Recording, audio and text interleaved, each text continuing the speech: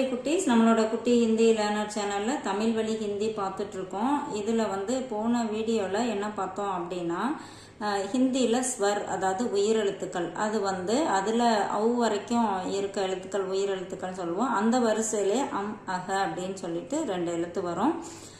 அந்த எழுத்து என்ன அப்படிங்கிறத நம்ம போன வீடியோவில் சொல்லியிருக்கோம்.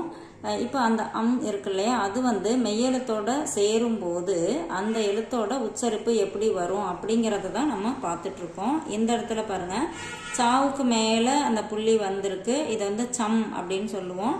இங்கே பா வரிசையில் கடைசியாக மா வந்திருக்கு. போன வீடியோலே பார்த்தோம், கா வரிசையில் வர எழுத்து இந்த புள்ளி வச்ச எழுத்துக்கு அடுத்து வந்தால் அதோட ப்ரொனவுன்சியேஷன் எப்படி இருக்கும், சா வரிசையில் வந்தால் எப்படி இருக்கும் அப்படிங்கிறது எல்லாமே பார்த்தோம். இப்போ பா வரிசையில் ப ஃப ப ப ம, அதில் கடைசியாக மா இருக்கு இல்லையா, அந்த சவுண்டில் வரும். இப்போ பாருங்கள், சம்பா சம்பா, கம்பல் கம்பல், சம்யம் சம்யம், வம்ச வம்ச. குறிப்பு: மேற்கண்டவாறு சந்தி முறைப்படி பொருந்தும் இடங்களில் மேற்புள்ளியிட்டு எழுதுவதே நலம். ஏனெனில் எழுதுவதில் வேகம் கூடும். சிலர் இவ்விடங்களில் பாதி எழுத்தையும் எழுதுகின்றனர். அவ்வாறு எழுதுவது வேகத்தை குறைக்கக்கூடும். அதாவது இந்த மாதிரி புள்ளி வச்சு எழுதுற இடத்துல புள்ளி வச்சே எழுதலாம், அப்போ ஃபாஸ்ட்டாக எழுத முடியும்.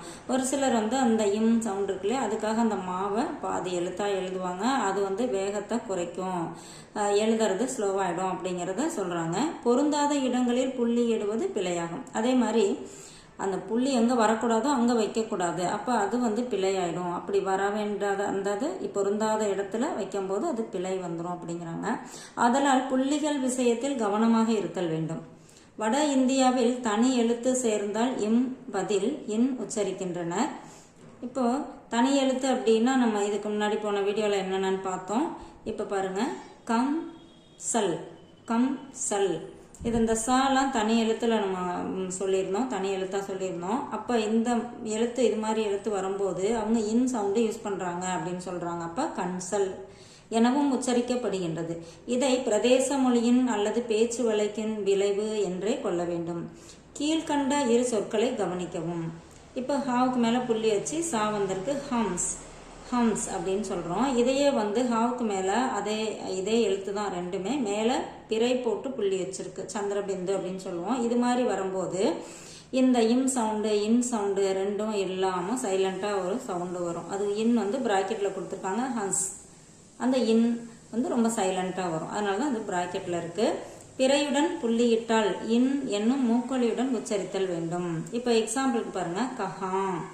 இது கஹான் அப்படின்னும் நம்ம படிக்கல, கஹாம் அப்படின்னும் சொல்ல மாட்டோம். 2 சவுண்டுமே இல்லாமல் கஹாம், அந்த மூக்கில் அந்த சவுண்டு வரும். யஹா, வஹா, ஹா, ஹூ போன்ற சொற்களில் பிறையுடன் புள்ளியிடப்படுகின்றது. காரணம், அதற்கு மேலே கூறிய சந்தி முறை பொருந்தாது.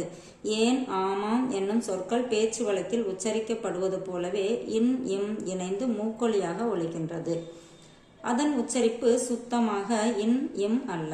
அதாவது கிளியரா இது இன்னும் கிடையாது இம்மும் கிடையாது, அது இடைப்பட்ட ஒரு சவுண்டு, அது மூக்கில் வரும் அந்த சவுண்டு அப்படின்னு சொல்றாங்க. இந்த வீடியோவோட தொடர்ச்சி நம்ம அடுத்த வீடியோவில் பார்க்கலாம். தேங்க்யூ.